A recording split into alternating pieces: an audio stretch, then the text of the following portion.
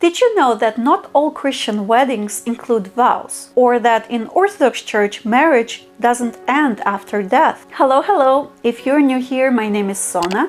I'm a content creator, journalist, the mom of 3 wonderful toddlers, and I'm an Orthodox Christian. Whether you're married or getting married or attending a wedding or just curious, today I will be breaking down 10 major differences between Orthodox sacrament of marriage, ceremony of crowning, and other Christian wedding ceremonies. A few years ago, my husband and I were married in Armenian Apostolic Orthodox Church in Armenia, so I will include some of our wedding footage into this video. So let's dive right into it. Number 1. Marriage does not end with death. Marriage in both Oriental and Eastern Orthodox churches is a sacrament. It is a mystical transformation. In Catholic Church, marriage is also one of the holy mysteries, one of the sacraments. However, in Orthodox Church, it reflects the bond between Christ and His Church, so it doesn't end with death. The couple is joined not only for earthly love, but also for spiritual love that lasts into eternity. Marriage is not seen as a legal contract or, as in Protestant churches, a covenant made before God. And the emphasis in the ceremony is not on the couple's commitment to each other, but rather on a mystical transformation that happens to these people. Orthodox don't say "till death do us part," because marriage is not a temporary, it is an eternal union. The prayers and psalms sang during the ceremony teach us that the couple will remain spiritually united even after death. In Protestant and Catholic tradition, the couples do say "until death do us part," meaning that their obligation to each other ends with one of the spouse's death.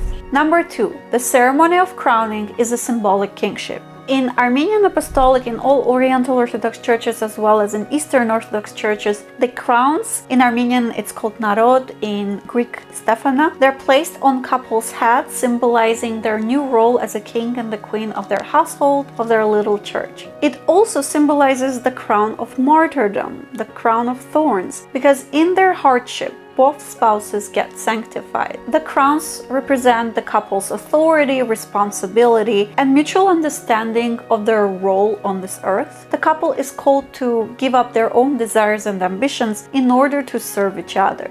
In Armenian Apostolic Church, the crowns are placed on the heads of the couple, and then the heads are moved closer together, and the sponsor, the godfather, is holding a cross above their heads that symbolizes their physical and spiritual union. From that moment on, the two have become one flesh. Apart from this moment, the rest of the ceremony, the couple faces the altar. The same is true for Eastern Orthodox Church. In Greek Church, they also have this ribbon that connects one crown to another, which is also a very beautiful symbolic tradition. Versus in the Western tradition, there's no crowning ceremony, and the couple is most of the time facing each other, especially during vows. I remember one of my teachers explained this so well. She said it's very important and deeply symbolic that the couple is facing the altar at all times during the sacrament of marriage, because that's where they're going to move forward. That's where they're moving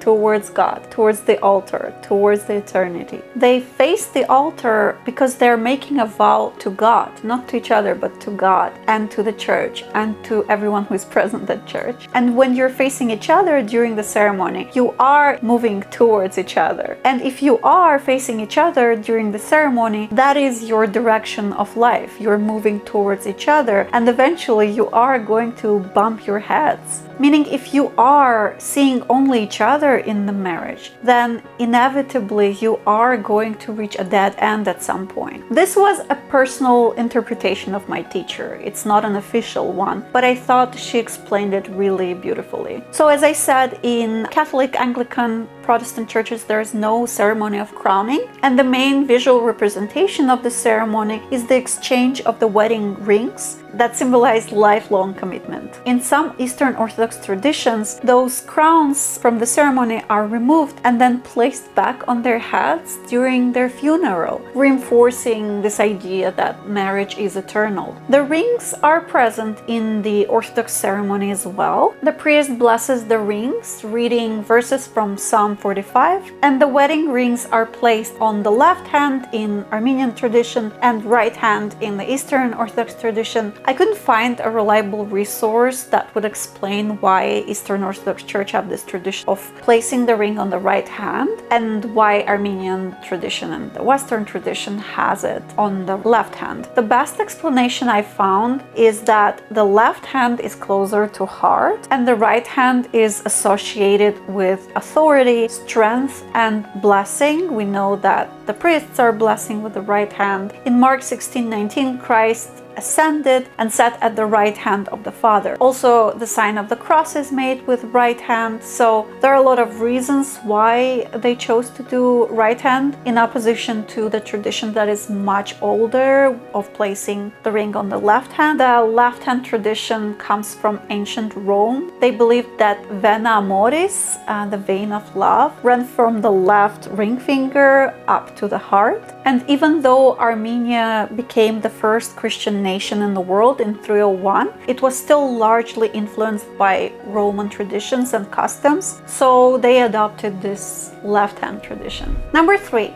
No exchange of vows, marriage as a divine act. In Oriental Orthodox churches and Eastern Orthodox churches, the couple doesn't say their vows because marriage is seen as a mystical metamorphosis, not a contract that needs human promises. That makes it a little scarier to get married in Orthodox Church because larger responsibility. And once you make that step, you should never look back. But you will not be alone in your marriage. Christ is right there, ready to hold us and love us and lead us. The priest's prayer and the sacramental blessing is what unites the couple, not the vows. Again, in Orthodox Church, the couple makes their vow to God. In Armenian Church, before even the sacrament starts, the priest asks the groom 3 times to pledge his lifelong commitment to the bride at church in the presence of the Holy Cross and Holy Gospel and all the witnesses. He asks him, Teres, will you be Lord to this woman? And the groom says, Terem, yes, I am the Lord.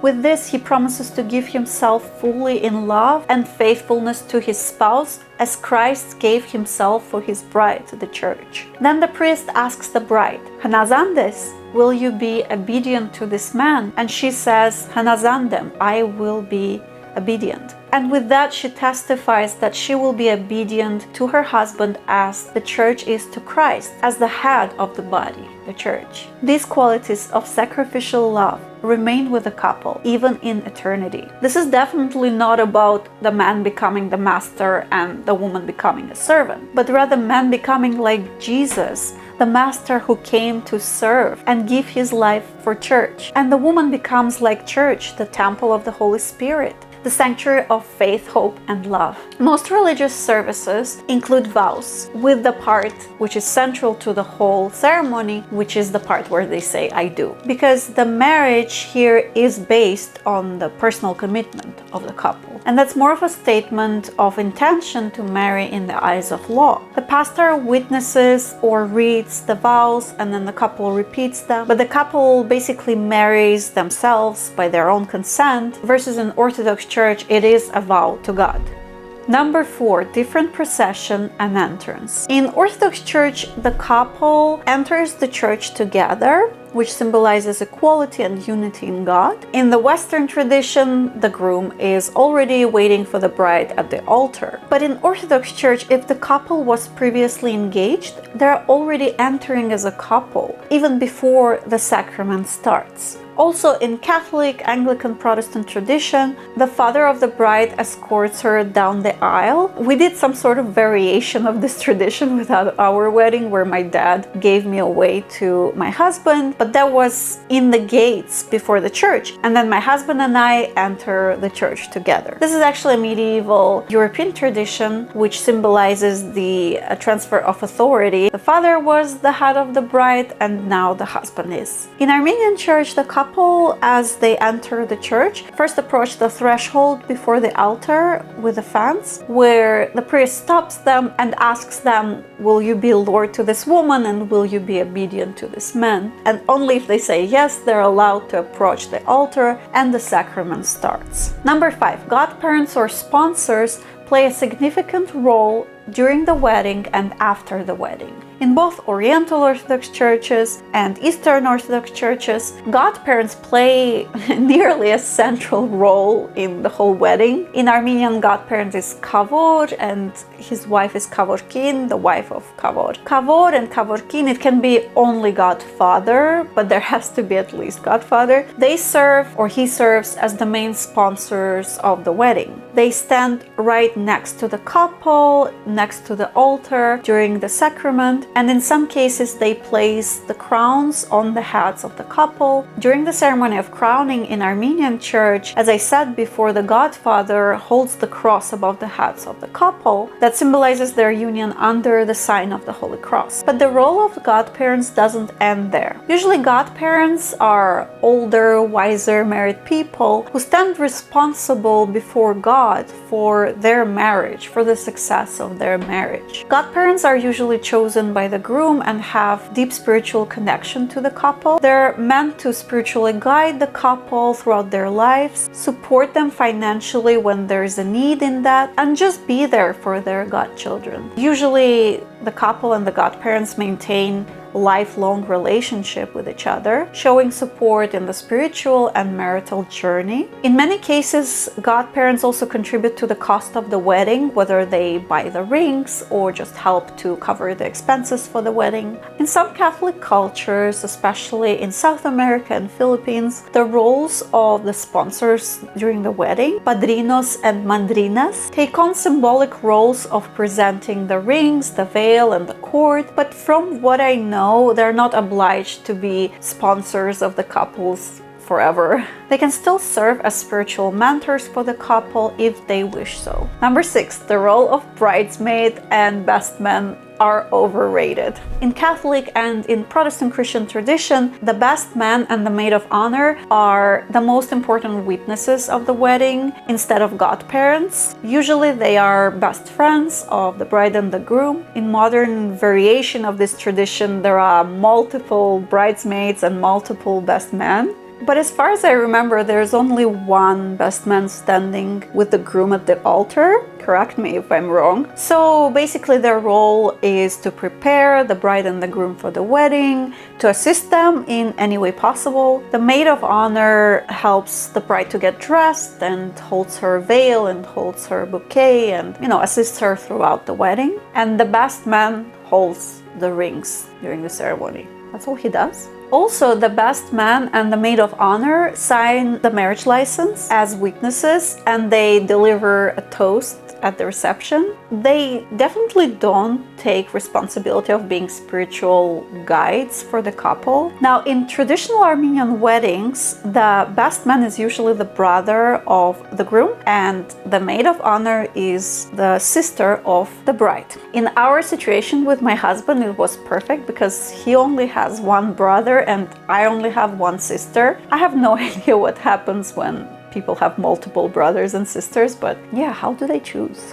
It's easier to choose between friends, right? Maybe not. But in Orthodox weddings, the maid of honor, bridesmaid, and the best man play a ceremonial role during the ceremony of crowning. They stand next to godparents and the bridesmaid sometimes holds the bouquet. That's pretty much it. Well, they are also becoming the witnesses of the sacrament, and they also receive a blessing from the priest, which is important. They also assist the bride and the groom throughout the ceremony and throughout the wedding reception. I would say today their roles evolved into being something like the bridesmaid and the best man in the wedding in the Western tradition. In my understanding, the presence of the bridesmaid and the best man was not even a thing before the Soviet Union. Why am I saying that? Is because the role of the godparents was so closely tied to spiritual mentorship. That role was eliminated when the Bolsheviks came to power and tried to, destroy all traces of religion in every aspect of human life. But they still needed witnesses at the wedding. Since all the weddings were now held in the city hall instead of the church, they needed the bridesmaid and the best man. So that's my theory. I might be mistaken here. If you have reliable sources speaking about this, please share with me, because I'm interested in this. Because today, as I witness, the roles of the best man and the bridesmaid are highly symbolic. There's nothing really required of them other than standing at the altar, which is not really the Christian way, because even though they're receiving blessing from the altar, from the priest, they don't really have roles to play in the sacrament. And that idea is foreign to at least Armenian Church, because everyone plays a role when they're participating in the sacrament. So that makes me think that the roles were just there. It's a modern tradition. It's not something that was always there. But again, correct me if I'm wrong. I would like to hear your thoughts about it. And of course, what stands for Armenian Church also stands for Orthodox churches in the East that went through Soviet period. Number 7, the importance of the Holy Cup in the sacrament of marriage. In Oriental and Eastern Orthodox churches, the couple drinks blessed wine from the cup that is called a common cup. It symbolizes their unity, the shared joys and sorrows in Christ. It also reminds the faithful of the first miracle of Jesus in Cana of Galilee, where during the wedding Christ blessed the water and transformed it into wine. This ritual is common to many religions. Also in Judaism, there's something similar happening during the wedding ceremony. This is a tradition that Orthodox Christianity embraced and the Western Church rejected, and we will probably never know why. I personally think it's a beautiful tradition, and I'm so glad that my church kept it. Number 8, another beautiful tradition, the binding of hands. In Oriental and Eastern Orthodox churches, the priest binds the hands of the couple with a stole, symbolizing that now they're united in one flesh. He also prays for the couple and announces their divine unity. The Catholics, Anglicans, Protestant Christians do not have that ritual. However, some Protestant denominations have a variation of this tradition, especially those churches that have parishioners with Celtic roots. They adopted this hand fasting ceremony. It's a pre-Christian pagan tradition of binding the hands of the groom and the bride together with a cord that symbolized the binding of two lives together. This Celtic tradition was adopted by some Methodists, Anglican Episcopalians, and non-denominational Christians, and is used alongside with vows. I have not personally witnessed it, so I would be very interested to see that. It seems like a beautiful tradition. Number 9, the 3 walks around the altar, the dance of Isaiah. This is a uniquely Eastern Orthodox tradition, particularly popular in Greek, Russian, Serbian, and other Byzantine traditions. So the priest takes the couple 3 times around the altar while singing beautiful church hymns. This symbolizes the couple's joyful entry into their new lives, their spiritual journey towards eternity. And number 3, of course, symbolizes the Holy Trinity guarding them along the way. Number 10, and this might be a little disappointing, but there is no "you may kiss the bride" moment in Orthodox Church ceremony of crowning or in the sacrament of marriage. So in Orthodox Church, sacrament does not include the part where the bride and the groom have to kiss. First of all, it is considered inappropriate to kiss at church, in the setting of the church. The kiss between the man and the woman was always considered something very private. Secondly, there's no really a need in the kiss, because the ceremony of crowning has deeper, more meaningful rituals that symbolize the union of the two. For instance, drinking from a common cup, binding the hands, and wearing the crowns together, and blessing of the rings. Marriage again is seen as a holy sacrament, as a divine act of God's grace. It's not just a legal or romantic union. The couple may share their first kiss after the sacrament privately or upon leaving the church. Actually, right after exiting the church, while everyone is throwing confetti at you and the rose petals and rice and beans and other wheats. In Armenian tradition, there is wheat involved, and well, all of that is of course symbolizing fruitful marriage and abundance and fertility and prosperity. So these were the 10 traditions of the sacrament of marriage, the ceremony of crowning in Orthodox Church. These traditions speak of the mystical nature of marriage, the divine grace that unites the couple, where the Western marriage focuses primarily on the couple's personal commitment to each other, and also legal aspect of the marriage and the vows. The Orthodox Church emphasizes the spiritual and sacramental union of the two souls. The mystery sanctifies the couple, crowns them, and binds them into eternity. This is the true relationship between Christ and His Church. Alright, that's all I have for now. Thank you so much for watching. If you enjoyed this video, please subscribe and give me a thumbs up. And let me know if you have other questions regarding the ceremony of crowning or the sacrament of marriage in Orthodox Church. Have you ever been to an Orthodox wedding? What was your favorite part in it? Maybe you were married in Orthodox Church, and what was your favorite part? Alright, thank you so much for staying with me till the end. Stay strong, God bless you, and see you in my next video. Bye!